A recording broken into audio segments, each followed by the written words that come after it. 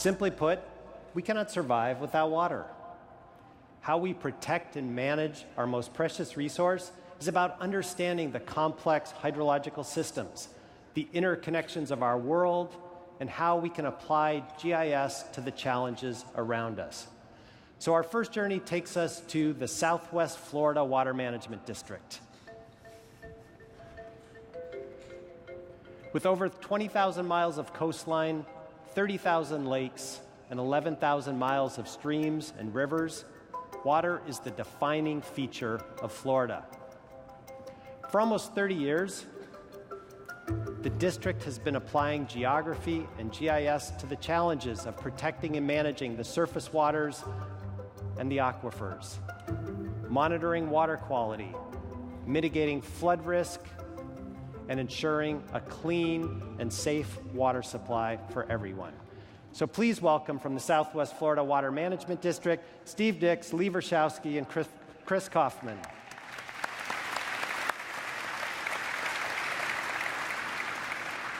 Now, before they get started, I want to share with you a short story about the first time we met with Steve and his team.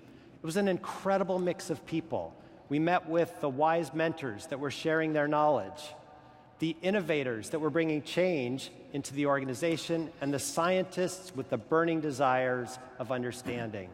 It is truly an inspirational story. With that, Steve, the stage is yours. Thank you, John. Florida is the third most populated state in the country, and balancing competition between agriculture, development, and the environment is what the district does.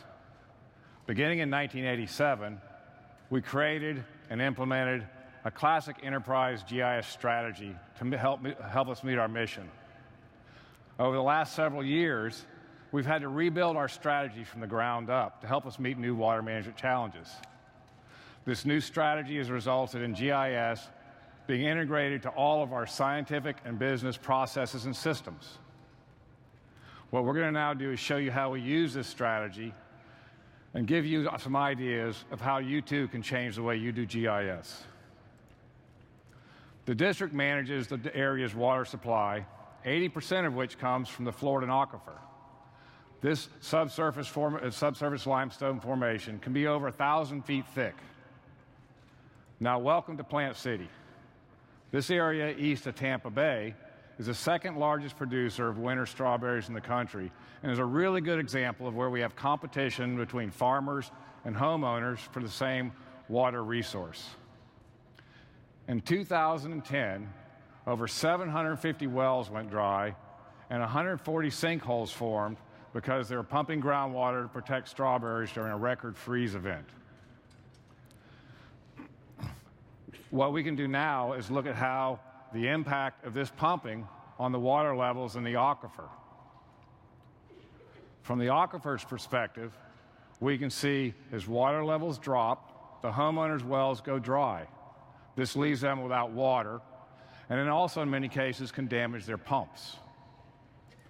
What the district was able to do is use these analyses to develop new surface or new water use and well construction rules that allow the farmers to protect their valuable strawberries and to ensure that homeowners have a dependable water source. Let's turn our attention to flooding. Florida has 4 times the number of flood insurance policies as any other state in the country.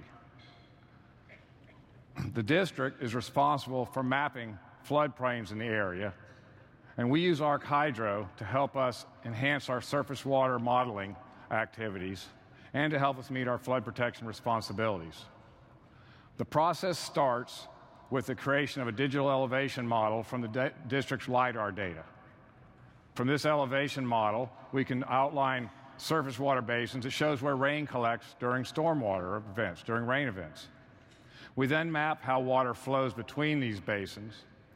And because Florida is so flat, we also have to include subsurface information, such as pipes and stormwater drains, in our analysis.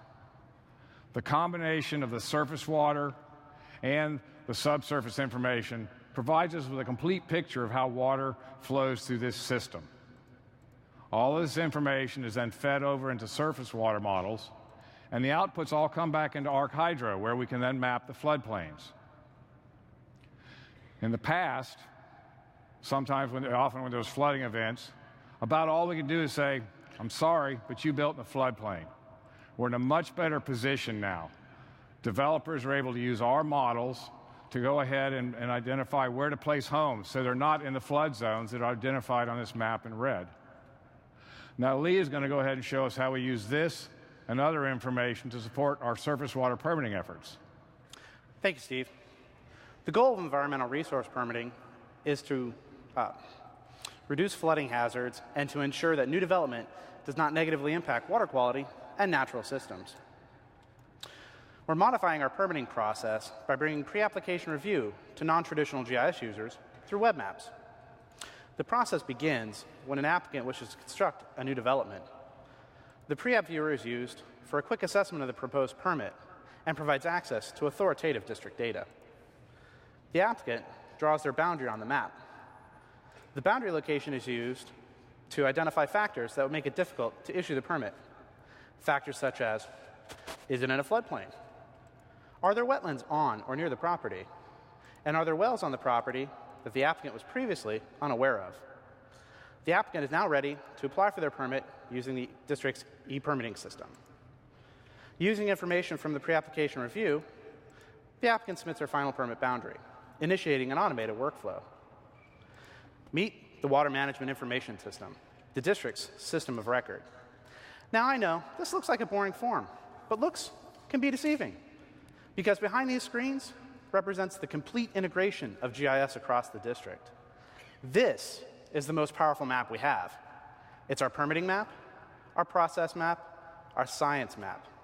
It is driven by geography and drives our business. It is the infrastructure vital to our success.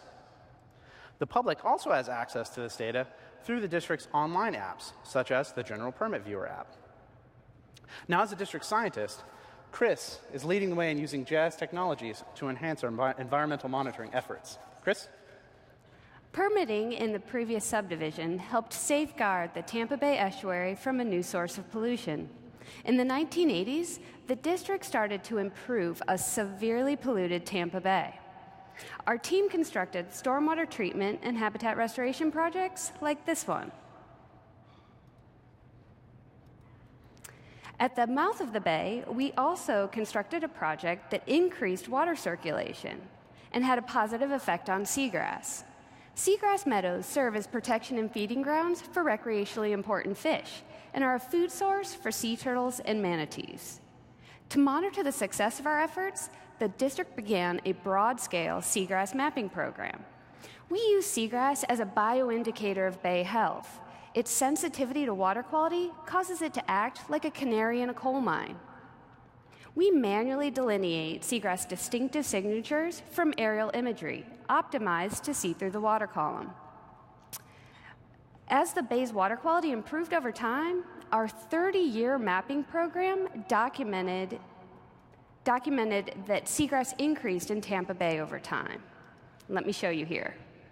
So you can see as the map is changing, we saw our increases.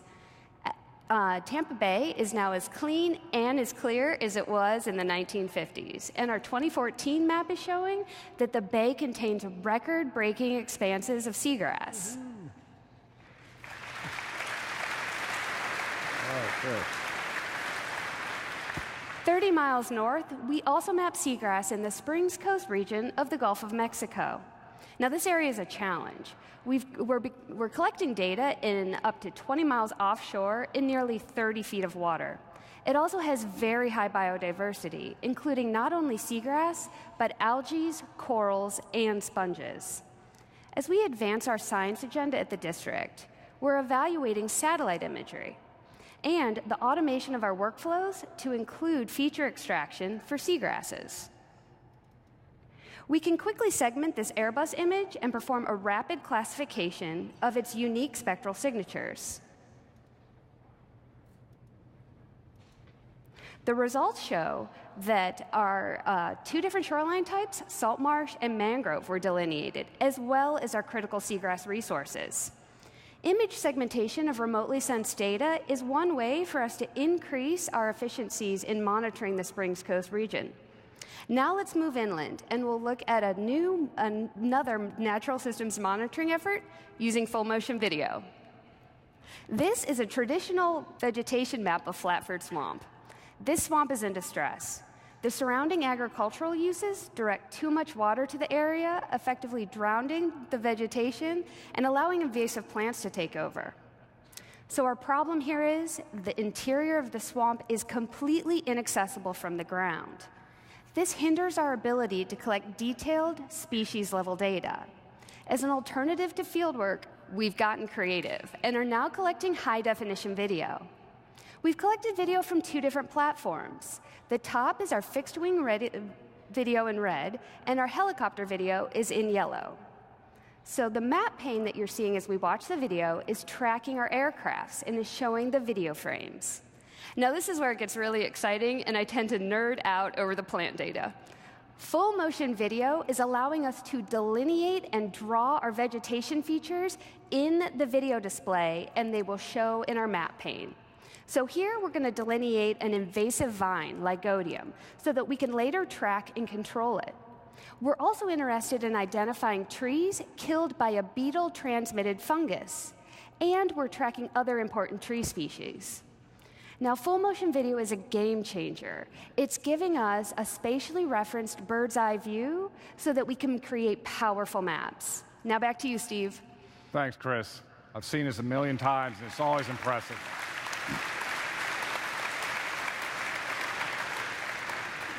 What you've seen today shows the pervasive nature of GIS at our district. Increasingly, we're using ArcGIS Online to drive our business. We use it to communicate flooding information to our homeowners. We monitor the efficiency and effectiveness of our permitting processes, and we show our science in action protecting our springs. I've spent almost 3 decades at the Water Management District implementing GIS to serve and support our community. As I reach the end of this career, and I look to the next generation of GIS professionals, I have to ask myself the question, does the district have what it needs to continue to support and protect Florida's water resources for future generations in Florida?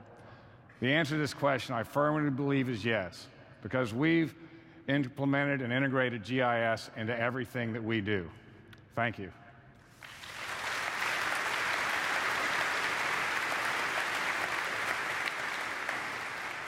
Thank you, Steve, Lee, and Chris. It was a powerful presentation about how the district integrates geography throughout their business processes, how they apply science to their decision-making, and their relentless mission to monitor progress at every step.